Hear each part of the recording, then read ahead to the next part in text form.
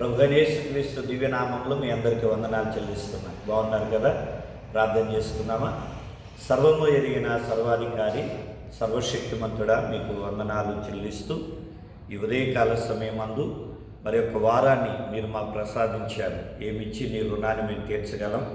పరిశుద్ధుడు అయిన మా తండ్రి, మమ్మలను ఎన్నుకొని ఉన్న మా గొప్ప దేవ, పిలిచిన మా గొప్ప దేవ, ఆశీర్వదించిన మా గొప్ప దేవ, ఆదరించిన గొప్ప దేవ, సంరక్షించిన సంరక్షకుడు అయిన గొప్ప దేవ, నిన్ను స్తుతిస్తూ ఉన్నాం. దినములు మాసములు అయా గడుస్తూ ఉండగా, ఆయా సంవత్సరములు జరుగుతూ ఉండగా, నీ రాకడ ఆయా సామీప్యంగా ఉంటూ ఉండగా, అయా మా యొక్క జీవితాన్ని సరిచేసి మమ్మల్ని నడిపిస్తూ ఉన్నందుకే కృతజ్ఞతలు చెల్లిస్తూ నీ నూతన అభిషేకముతో, నీ నూతన ఆత్మతో, నీ నూతన కృపతో నింపి నీ రాకడ మమ్మల్ని నన్ను సిద్ధపరచమని ఈ గ్రూప్లో ఉన్న వారందరినీ పేరు పేరున అయా మీరు దీవించి ఈ మాటలు వింటున్న వారి కుటుంబాలలో సర్వ సమృద్ధిని అనుగ్రహించి సమాధానం, నెమ్మది, సంతోషముతో నింపమని యేసు నామం అడిగి ఉన్నాము తండ్రి, ఆమేన్. Praise lord. దేవునికి స్తోత్రాలు కలుగును గాక.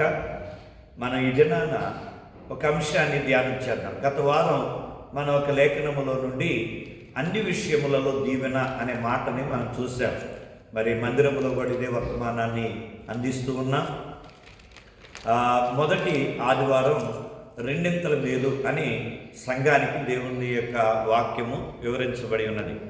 రెండింతల మేలు పొందాలి అంటే వాక్యం అనే ఖడ్గముతో మన కోటని మనం స్వాధీనపరచుకున్నప్పుడు రెండింతల మేలు పొందుతాము అని జకర్యా 9:12 వ్రాయబడి ఉన్నది. అంటే అపవాది లేదా పాపము మన కోటను ఆక్రమించి ఉన్నది కనుక వాటి నుండి మనం విడుదల పొందినప్పుడు మనం ఆశీర్వాదం అనేది పొందుతాం. అలాగే రెండింతల మేలే కాదు, అన్ని విషయాలలో అబ్రహాము దీవించబడెను అని వ్రాయబడి ఉన్నది. అన్ని విషయాల్లో ఆయన దీవించబడటానికి కారణం ఆయన ప్రార్థనా జీవితాన్ని మనం జ్ఞాపకం చేసుకున్నాం. అలాగే ఇస్సాకు విశ్వాస జీవితాన్ని జ్ఞాపకం చేసుకున్నాం. అబ్రహాము, ఇస్సాకు వారి ప్రార్థన, వారి విశ్వాసముతో వారు దీవించబడినట్లుగా, అన్ని విషయాలు వర్ధిల్లినట్లుగా మనం చూస్తూ ఉన్నాం. అయితే ఈ రోజున చూచిన దేవుడు అనే అంశాన్ని ధ్యానం చేయబోతున్నాం. చూచిన దేవుడు నిర్గమ 3:6 మరియు ఆయన, నేను నీ తండ్రి దేవుడను, అబ్రహాము దేవుడను, ఇస్సాకు దేవుడను, యాకోబు దేవుడనని చెప్పగా మోషే తన ముఖమును కప్పుకొని దేవుని వైపు చూడబెరచెను.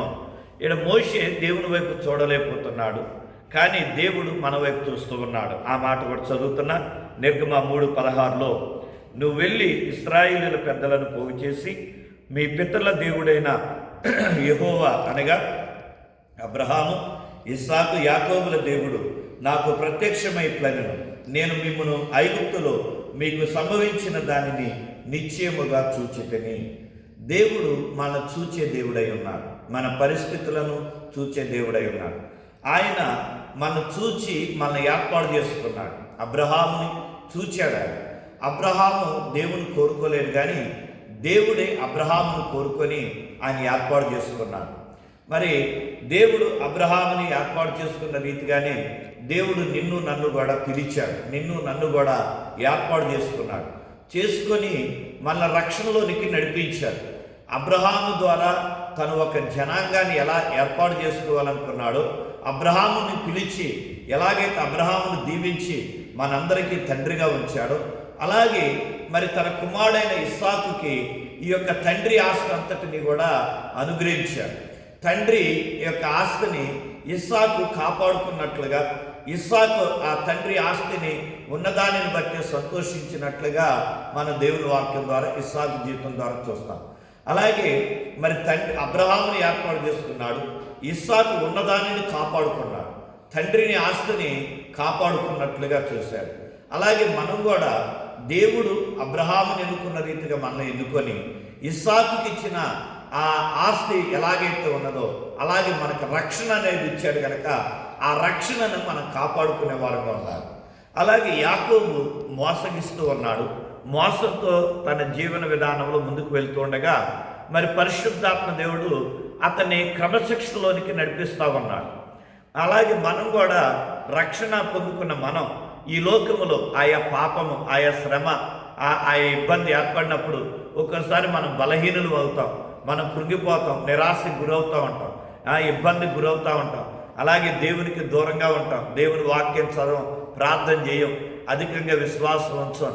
అలాంటి సమయంలో మనం దేవుని యొక్క ఆత్మచేత నింపబడి దేవుని ఆత్మతో మనం నడిపించబడితే మనం తిరిగి దేవుని యొక్క శక్తి ద్వారా గొప్ప కార్యాలను చూడగలుగుతాం.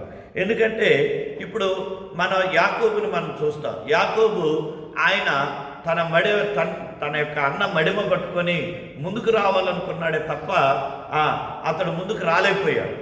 ఏమైపోయాడంటే వెనక తమ్ముళ్ళలాగే వచ్చాడు, కానీ చిన్నోళ్ళలాగే పెద్దోళ్ళలాగా ప్రయత్నం చేసినా రాలేకపోయాడు. అలాగే మరి అన్నయ్యను మోసం చేసి అతడు ఆకలిగా ఉన్నప్పుడు అదును చూసి అతని జ్యేష్ఠత్వాన్ని సంపాదించుకున్నాడు. అది మోసపూరితంగానే. మరి ఆ జ్యేష్ఠత్వాన్ని కోల్పోయిన వాడు మరి దాన్ని అనుభవించాడా అంటే ఆ ఇంట్లో నుండే వెళ్ళిపోవాల్సిన పరిస్థితి అతడు కలిగి ఉన్నాడు. అలాగే తండ్రిని మోసం చేసి తండ్రి దగ్గర నుండి రావాల్సిన దీవెనలన్నీ కూడా మరి ఏశావుకు వెళ్ళనీయకుండా చిన్నవాడైన యాకోబు పొందుకున్నాడు. మరి తండ్రి చేత దీవించబడిన యాకోబు ఆ ఇంటికి పెద్దగా జ్యేష్ఠత్వాన్ని కలిగిన వ్యక్తిగా, ఆ తండ్రి యొక్క ఆశీర్వాదాలకు వారసుడిగా ఉండవలసిన యాకోబు అతడు ఏమయ్యాడు? దేశాన్ని వదిలిపెట్టి పారిపోయే పరిస్థితి ఏర్పడింది.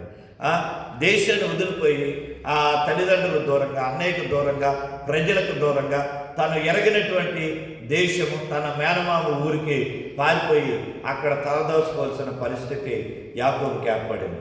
మరి అక్కడికి వెళ్ళిన తర్వాత అందంగా ఉంది కదా మేనమామ కూతురని ఇష్టపడ్డాడు, పెళ్లి చేసుకోవాలనుకొని ఆమె కొరకు అతడు పాలేరుగా ఆ గొర్రెల వైపు ఊడిగం చేశాడు. అక్కడ చేసిన తర్వాత మామని అడిగాడు, నీ కూతురు నాకు ఇచ్చి పెళ్లి చేయాలి. మరి ఇష్టపడిన అమ్మాయి దొరికిందంటే అంత కష్టపడి అన్ని సంవత్సరాలు ప్రయాసపడి పనిచేసి ఆ అమ్మాయిని పొందుకుందాం అనుకుంటే జబ్బు కళ్ళు కలిగిన లేయనిచ్చి పెళ్లి చేసినట్లుగా మన వాక్యం చూస్తున్నాం. అనగా యాకోబు తను ఆశించింది ఏది కూడా తను అనుభవించలేకపోయాడు. ప్రస్తుతం మనం చూస్తూ ఉండగా దానికి కారణం ఏంటంటే పరిశుద్ధాత్మ దేవుడు అతన్ని క్రమశిక్షణలో పెడుతూ ఉన్నాడు. ఈ దినాన దేవుని బిడ్డలారా, ఒక్కోసారి మనం ఆశిస్తాం, దేవుని మందిరానికి వచ్చి దేవుని సన్నిధిలో మన విశ్వాసంతో ఉపవాసం ఉండి ప్రార్థన చేస్తూ దేవుని అడుగుతాం, దేవా నాకు ఇది కావాలి, పరిస్థితులు నేనున్నా, ఈ బలహీనతలో నేనున్నా, ఈ సమస్యల్లో నేనున్నా, ఎరుగు నా జీవితం మూడు బారిపోయింది, ఎరుగు నా పిల్లలు లేరు, నా పెళ్ళి అవ్వట్లేదు, నా ఉద్యోగం లేదు, నాకు ఉద్యోగంలో ప్రమోషన్ లేదు, నా ఉద్యోగంలో అభివృద్ధి లేదు, నేను ఫెయిల్ అయిపోతున్నా, నేను పాస్ కాలేకపోతున్నా, ఎరుగు నన్ను పాస్ అయ్యి ప్రభువా, ఇలా ఎన్నో అడుగుతాం. కానీ దేవుని బిడ్డలారా, ఒక్కోసారి ఆ శ్రమ, ఆ సమస్య మన దుఃఖానికి గురి చేస్తే, బలహీనతకు గురి చేస్తే, కానీ దేవుని వాక్యం ఏం చెబుతుందంటే, నేను అబ్రహాము దేవుడను, నేను ఇస్సాకు దేవుడను, నేను యాకోబు దేవుడను అని ఆయన తాను బయలుపరుచుకుంటూ ఆయన ఏమంటూ ఉన్నాడు? నేను నిశ్చయముగా నిన్ను చూచితిని అని చెబుతూ ఉన్నాడు. దేవుని బిడ్డలారా, మనం ఏ పరిస్థితులు వచ్చినా అబ్రహాము దేవుడిగా ఆయన పిలువబడటానికి ఇష్టపడ్డాడు. నిర్గమ 3:15 ఆయన అదే అంటాడు, నేను అబ్రహాము దేవుడను, ఇస్సాకు దేవుడు, యాకోబు దేవుడు నాయన, యెహోవా మీ యొద్దకు నన్ను పంపినని నువ్వు ఇశ్రాయేలుతో చెప్పని మోషేతో అన్నాడు. తర్వాత ఏమన్నాడు తెలుసా? నిరంతరము నా నామం ఇదే, తరతరములకు ఇది నా జ్ఞాపకార్థ నామం. ఏ నామం? అబ్రహాము దేవుడు, ఇస్సాకు దేవుడు, యాకోబు దేవుడు. ఎంత చక్కని మాట! ఇది తరతరాలకి కూడా ఈ పేరుని ఆయన స్థిరపరిచాడు. మరి ఈ రోజున మరి అబ్రహాము తను ఏర్పాటును బట్టి విధేయుడై ఆశీర్వాదాన్ని పొందుకున్నాడు. ఇస్సాకు తనకి ఇచ్చిన దాన్ని కాపాడుకొని ఆ ఆశీర్వాదం పొందుకున్నాడు.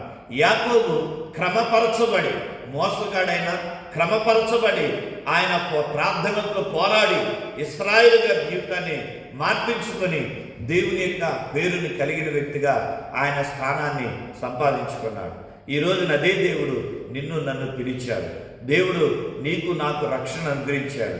అదే దేవుడు తన ఆత్మచేత మనల్ని నడిపిస్తూ మన క్రమశిక్షణలోకి నడిపిస్తూ ఉన్నాడు. నీ ద్వారా ఆయన మహిమ పొందాలనుకున్నాడు. ఈ సమాజంలో, ఈ సంఘములో ఇది మనం బయటకు వెళ్ళినప్పుడు ఇదిగో రంగారావు నమ్మిన దేవుడు నిజమైన దేవుడు, ఆయన శక్తివంతుడైన దేవుడు, ఆయన సత్యవంతుడైన దేవుడు, ఆయన గొప్ప దేవుడు. అందుకని ఆ వ్యక్తి అలాగున్నాడు, ఆ వ్యక్తి మంచివాడుగా ఉన్నాడు. ఎందుకంటే ఆ వ్యక్తి మంచివాడుగా, రంగారావు అనే వ్యక్తి మంచివాడుగా, రంగారావు అనే వ్యక్తి దీవించబడిన వాడు ఉండటానికి కారణం రంగారావు నమ్మినటువంటి దేవుడు, రంగారావుని ఆశీర్వదించినటువంటి దేవుడు గొప్పవాడు. కనుక మన సమాజంలోకి వెళ్ళినప్పుడు మనం పేరు పెట్టుకుని క్రైస్తవులు అంటాం కాదు, లేదా బైబిల్ పట్టుకుని మనం క్రైస్తవులు అంటాం కాదు, లేదా నేను ఫలానా అని అనుకుంటాం కాదు.